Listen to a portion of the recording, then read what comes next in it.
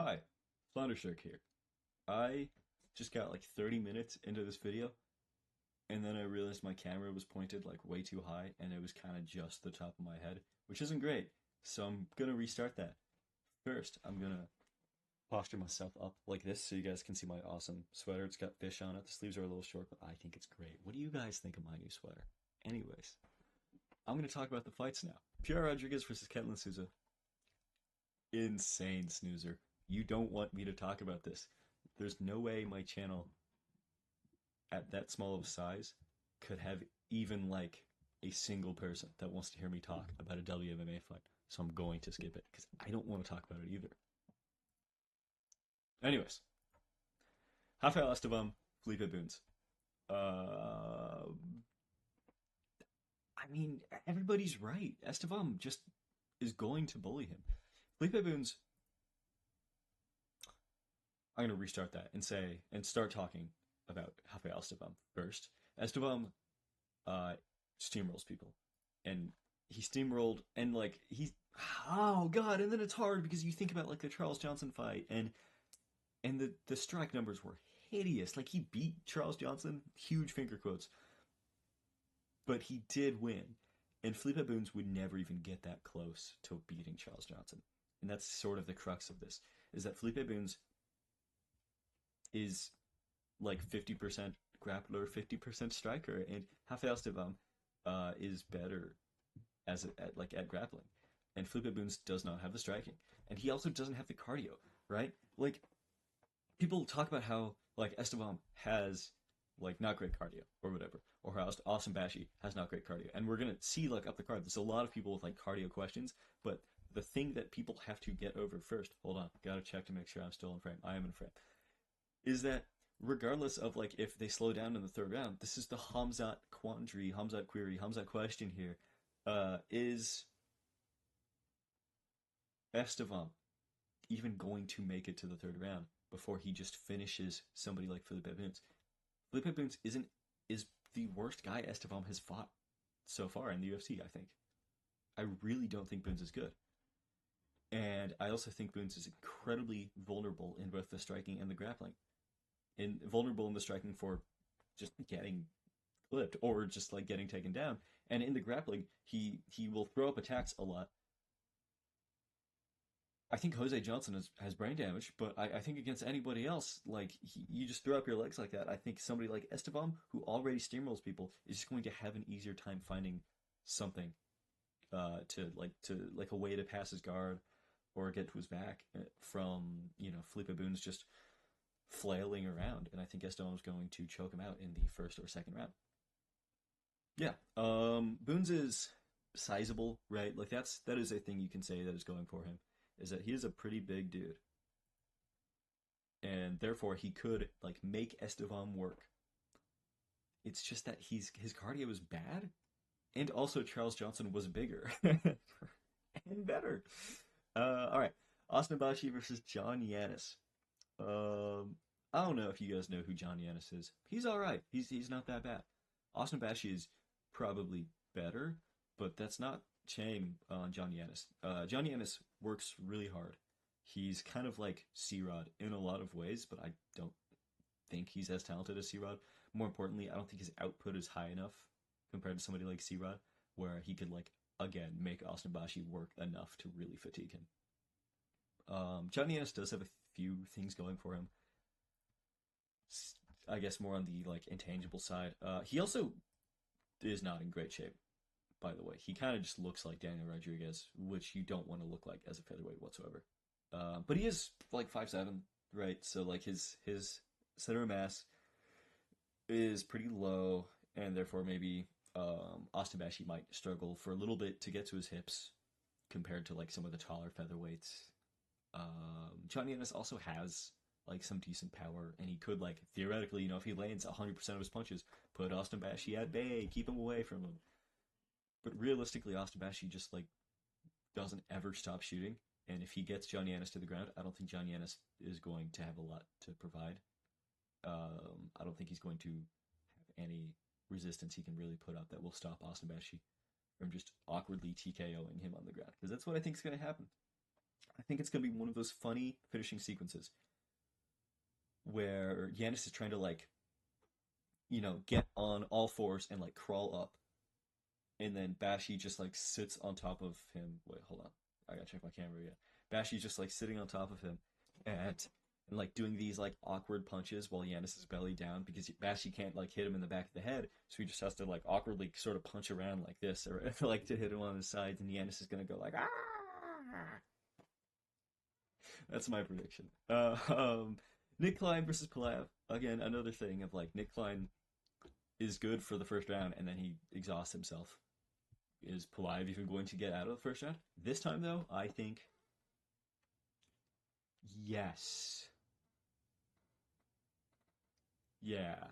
Yeah. No, I do, because Pulayev, even if he did kind of just get bullied physically by Christian Libre Duncan, I do think Christian Libre Duncan is physically stronger than Nick Klein and has way better cardio.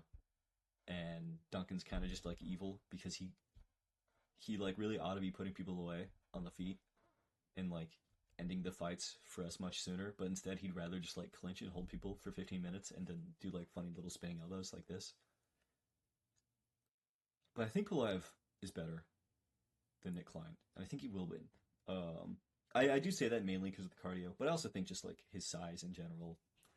I think he'll be able to last. I mean, against Duncan, I guess Duncan maybe didn't really press for like completing the takedown as much as he could have, but Pulayev did an all right job of standing up and like staying on his feet and whatnot.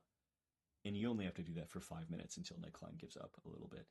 Pulayev also kind of gives up a little bit, but he does try. He does try a little bit more than Nick Klein does. Pulayev is sort of like, for anybody that hasn't seen him fight, I guess he is like Shara Magomedov, but if Magomedov didn't have like whatever like brain disease thing that he does have, right? Magomedov is mentally impaired. I think we can probably all agree on that, and it makes him very, very delusionally confident, and so therefore he goes for things and ends up having a lot of success because of his physical attributes. Whereas Pulayev has like a lot of the same skills as Sharmagomedov, but because he has like awareness and he's like, oh man, I probably shouldn't do this because then I could get knocked out. He doesn't. He won't do it. However, Nick Klein isn't going to knock him out whatsoever. So I think there we'll see prime. This will be a prime Andre Pulayev fight, and I'll be talking about prime Andre Pulayev for the rest of my life. He's gonna have a crazy performance. We're gonna see two-touch spinning back kicks. We're gonna see some. I don't know. He's gonna spin some more. Next fight. Rodolfo Viera, Tresean Gore. This one is also very weird. Tresean Gore is one of those guys that's supposed to be really physically imposing and athletic, and like he has had moments where he has looked that way, and he's had moments where he's looked like he's made out of tinsel. Rodolfo Viera is kind of the same way. He's supposed to be like this physical freak of nature, jiu-jitsu guy, but then in the cage, sometimes he will just look really rigid and static. And like he's marching, like he's wading through a swamp river. That's how they both kind of move sometimes. Like there's something sticking to their feet. Like the octagon is just a big glue trap. And they're two funny looking mice who are just trying to go at each other, but they cannot. Viera wins this though, right? Like, almost, I want to say like objectively he wins this. I want to be funny about it and just like ascribe some sort of condition where if he ever lost this fight, it would be like a cataclysmic event that would like fracture the universe in half, because this is just like something that should be mathematically impossible. But he's kind of bad. He's kind of bad, and Tresean Gore isn't like the worst ever, but he's also bad. And in reality, this fight that should be Rodolfo Vieira like picks Tresean Gore up against the fence, locks his hands together, puts him to the ground, and like gets an arm triangle in like the first minute, may result in like a pitter patter like 15-minute striking match where Gore just occasionally lands the slightly harder punch, and Rodolfo Viera, who is like, he's like old now. Maybe this is just the fight he can't take a punch anymore. We've already seen how much he can slow down now compared to like how he frankly used to look. Given that he was like super roided up in those jiu-jitsu matches.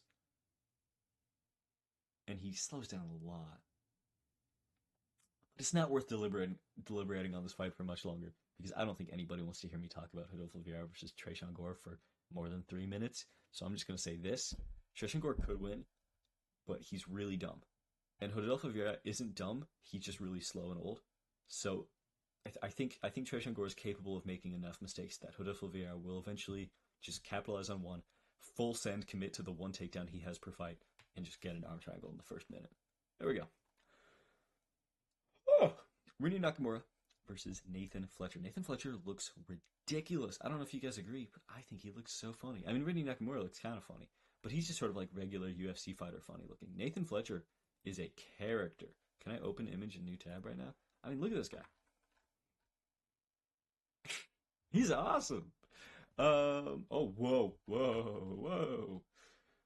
Unfortunately, I do think he probably loses. I do think Nakamura is going to win. I see that like some people are kind of picking Nathan Fletcher here. And I get why. Nathan Fletcher is somebody who fights as if they grew up with MMA being like their main background. And people who train MMA as a whole, like in its entire, like in their like entire sports path, combat sports path or whatever, are usually very good at striking in like those little transitional positions, like grappling transitionals and whatnot. And we saw that against Callan Loughran. That's how he won the fight he should have lost. Because Callan Loughran would like fully commit to a takedown, and Nathan Fletcher would go bah, bah, bah, elbow, and one of them would kind of like bust Loughran up a little bit. The issue is that I don't think Nakamura is going to really struggle taking Nathan Fletcher down. I don't think there's going to be big moments where Nakamura is holding Nathan Fletcher up against the cage and Nathan Fletcher is going to get a bunch of elbows off or a bunch of like triangle attempts off of his back or something like that. I think Nakamura is, if he does take Nathan Fletcher down, I think Nathan Fletcher may, and this is sort of like the Bunes thing, where he like may like try and throw up something, but I think that will just give Nakamura an easier time passing and getting to a more dominant position, and I think he likely ends up finishing Nathan Fletcher via ground and pound or rear naked choke or whatever. I think the other thing is that Nathan Fletcher is, in a way, too good on the feet, where he's probably going to be too willing to like throw on the feet, and he will try to mix things up a bit, and he may end up like sort of falling into a grappling exchange or just overexposing himself for a takedown. You know, it's so it's so silly, because I've always had this issue where it feels like so many of these guys, like, oh my god, pick any like unranked lightweight over the age of 34, like Trey Ogden or whatever. They kind of do one thing and they do it for the whole 15 minutes. They jab and they can like shoot an okay takedown and stuff an okay takedown. Nathan Fletcher is better than that, but I think being better than that, however, not having like the pop in your shot like Muin Gafurov does, where he could like really stave off Rene Nakamura's game, will like likely get him in a lot of trouble. I think Rene Nakamura hopefully has learned from like his last fight that he has one thing, and that is wrestling, and if he wrestles, he probably beats Nathan Fletcher. Yeah. And it just feels weird picking Rene Nakamura after that last fight. It was a hard watch. And it was a really bad loss for him. It was somebody he should not have lost to. I don't think Muin Gafurov is very good. However, Muin Gafurov does hit hard, and I guess that could have been Rene Nakamura's first time getting hit really hard like that. I don't think Nathan Fletcher can hit that hard. So I think that's going to benefit him, on top of Rene already having had the experience with somebody that hits harder. So, yeah, Nakamura. Finish second round. Danny Silva versus Kevin Vallejos is also... checking my... Okay, I'm in frame. Cool. Also, weird. really weird. I talked about this fight a lot in my last video. It was supposed to be about Kevin Vallejos, and it was. Like 90% of it was about Kevin Vallejos. But I never actually talked about how I think Kevin Vallejos is or could win this fight against Danny Silva, and that's because I don't really know. I've been thinking about this a lot, and I don't really know how Kevin Vallejos wins this fight. Like, he's better in some ways. I think he has better boxing form, and therefore, like, could land really nice shots. I think defensively, they're both better in different ways. Danny Silva has a much better guard than Kevin Vallejos does. However, Danny Silva doesn't really move his head as much as Kevin Vallejos does. Kevin Vallejos is good at avoiding shots entirely sometimes. And he's pretty good at counterattacking and whatnot, and really just threatening people away from putting a lot of volume on him. Whereas, like, Danny Silva will just eat 100 punches on his guard and, like, take him just fine and then fire right back. It's weird. It's really weird because Kevin Vallejos is the boxer, but I feel like Danny Silva might end up looking like more of a boxer in like some weird ways. To explain this better, I think I mean that Danny Silva will have like more of these like in the pocket kind of like jab jab jab, like long strings of combinations, whereas Kevin Vallejos will be more looking for like power shots, trying to find ways to threaten Danny Silva.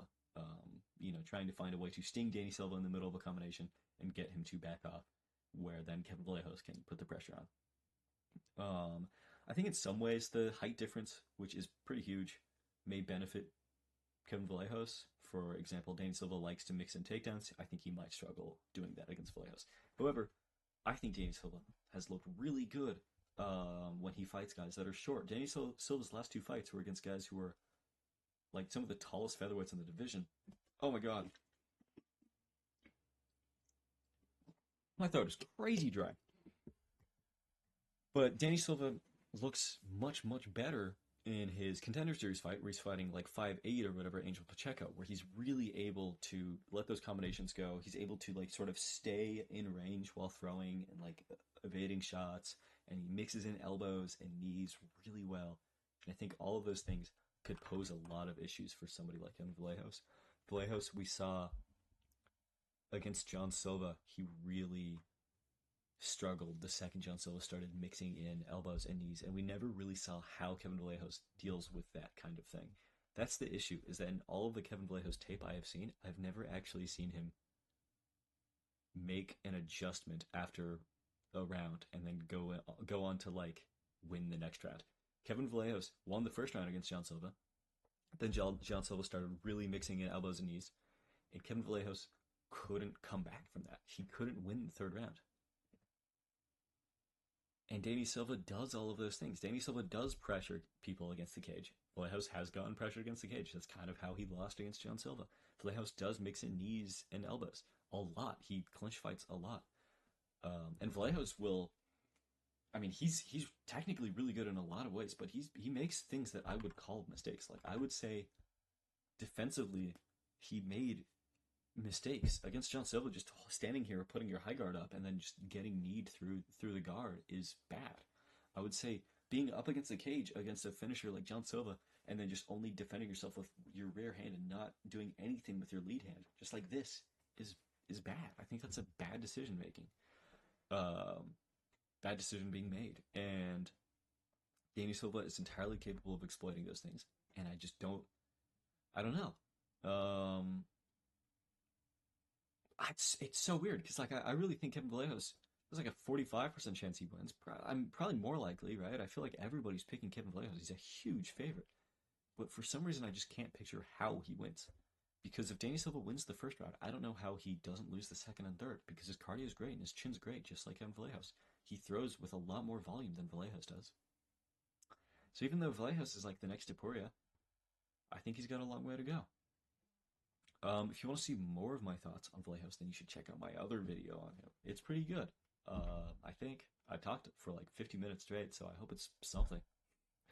But yeah, Danny Silva decision. Also, I should mention, I think this fight goes to a decision 99% of the time. Both guys have great chins, great cardio, and great composure. And they both are well skilled in other areas where if one of them was drastically losing in a boxing exchange, they would shoot a takedown, or they'd try kicking, or they'd just try something. So I feel like this fight, way more often than not, goes at least past 2 rounds. New Magny versus Zaleski dos Santos. In the original recording of this, I did before I realized that my camera was like this. I talked for way too long about this fight. In reality, I think Zaleski dos Santos is still good enough to destroy somebody like Neil Magny on a good day. Zaleski dos Santos, I'm just gonna say Zaleski, or dos Santos, one of those.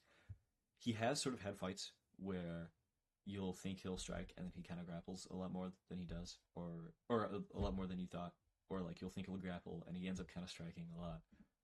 But I kind of think either way he beats Neil Magny. Neil Magny is like somebody who hypothetically could have like tools that could make Zaleski struggle, right? Like knees up the middle, strikes with the middle, being really long and rangy against kind of a short and slow guy. But Neil's also really slow. Probably slower. And he has like no power compared to like Chidi and Jaquani. Chidi and Jaquani is terrifying, dude. He's like a scary, scary dude if you aren't a great grappler. Zaleski most likely just takes Neil Magny down and arm triangles him, or he just like finishes him against the cage. Yeah, I think Neil Magny's really, really done. I'm serious. Like I know in like every pre-fight interview, he does this thing where he's like, "I'm a whole new man. I'm a whole new Neil Magny." No, no, he's not. This is the same Neil Magny who has had no grappling success against anybody in like the last 4 years almost. And in the last 4 years, he has declined sharply. It has not been like this. It has been like this. He's completely out of the picture in welterweight. I don't think there's really anybody left that he beats that hasn't been cut already. So yeah, Zaleski, round one, however he wants it. Cal Rosa Nor Canoli, same thing. I don't think anybody wants me to talk about WMMA, frankly, unless you're a betting guy, and don't bet on WMMA most of the time, unless it's like Fatima Klein finish every once in a while. Brenner versus Ribovics. This is where I got to before I realized my camera issue. But Brenner has had such a decline in popularity, it's kind of crazy. People were really talking about this guy like the next Charles Oliveira. I mean, they were. Maybe it's like it's a lot of revisionism. That's what I should say. From other people, sort of being like, "Oh, his performance against Garam, it wasn't really that good because look at where Garam's at now." Garam's all right sometimes, you know. And I think he looked the more importantly than he's all right sometimes. He actually looked really good against Elvis Brenner, and Elvis Brenner still beat him. Elvis Brenner also got takedowns on Miktebek oral by and reversals on Miktebek oral by. That is really fucking impressive. I think Miktebek oral by probably beats up Esteban Ribovics. I mean, Esteban lost to Hakbrast and had a slugfest with Daniel Zellhuber, who's supposed to be better than losing to Michael Johnson, but we saw what happened. And I think Brenner beats those guys because Brenner can mix it up. And Ribovics stylistically may be kind of scary for Brenner in some ways, right? Because of his just sheer volume and the sheer volume that has power on it. Like he throws a lot and he throws heat. But I don't know. Brenner throws a lot too, and Brenner takes shots really well, and he will mix it up if he's losing in one way.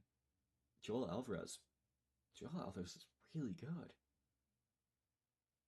So yeah, I think unless Brenner has completely like devolved, like unless he's kind of had like a Bruno Silva, yeah, like level of decline, I think he probably beats Esteban Ribovics. But I'm gonna say by decision. I think it's gonna be really back and forth fight, but I think Brenner will secure takedowns. Even if they're not like with crazy control time, I think it'll be back and forth. One guy rocks one, other guy rocks the other. Esteban will throw really long exchanges, and then Brenner will like land a shot in the middle of those exchanges because he will kind of punch through you, and I think that will catch Ribovics off guard, and then I think he will like shoot a takedown that will secure him around for whatever reason. Takedowns do that. Is it Mateusz, Rebecki or Rombechki or Polish people, man, versus Chris Duncan. Rebecki is pretty solid. However, he gasses, and Chris Duncan doesn't. Chris Duncan works really hard for everything, and he trains at a really good gym. And I'm already picking Rebecki in my head, but I just feel bad for Chris Duncan. Do you guys also feel bad for Chris Duncan? I don't know, man.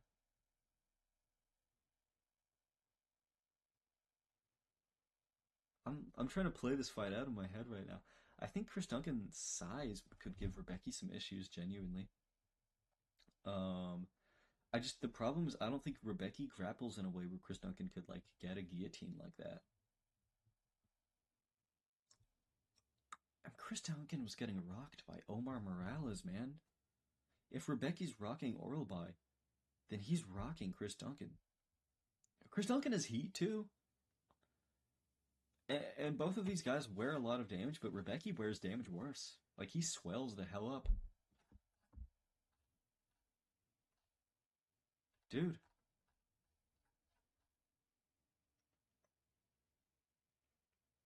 Am I just dog picking to dog pick? I think Rebecki wins most of the time, and therefore I am technically picking Rebecki. But even though I'm saying Rebecki wins most of the time, can I still pick Chris Duncan? Am I allowed to do that? Because I'm picking Chris Duncan.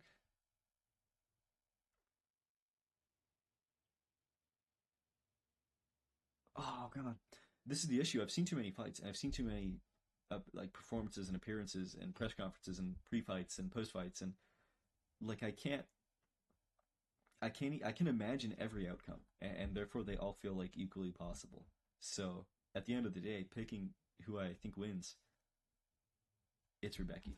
I think I think in the second round he finishes Chris Duncan kind of awkwardly, um, or by decision. He just like rocks Chris Duncan like once during the fight, and then just like kind of grapples in the rest. And then maybe in the third, Chris Duncan has a last hurrah, but I don't think Chris Duncan's output is high enough to really mess up Rebecki in the way that Carlos Diego Ferreira was able to. And for the main event, Tatsuro Taira versus Hyun Sung Park. Hyun Sung Park had a better performance against Carlos Hernandez than Tatsuro Taira did. However, I think that's more of Carlos Hernandez being 1 foot out the door than anything else. I think Carlos Hernandez, at the end of his career, very much, despite not being an old guy whatsoever, he'd already lost so many fights, man. Like, yeah, yeah, split against. I guess the split against Tumen Dembarel may have given him some sort of like, oh, I can make a comeback from this. But like so many losses to so many Asians, dude, and he's good too. Daniel Barres, Victor Altamirano. That's the problem. Is I really do think Carlos Hernandez is good. Maybe, dude, maybe Hyunsung Park's insane, like an insane physical specimen. Um,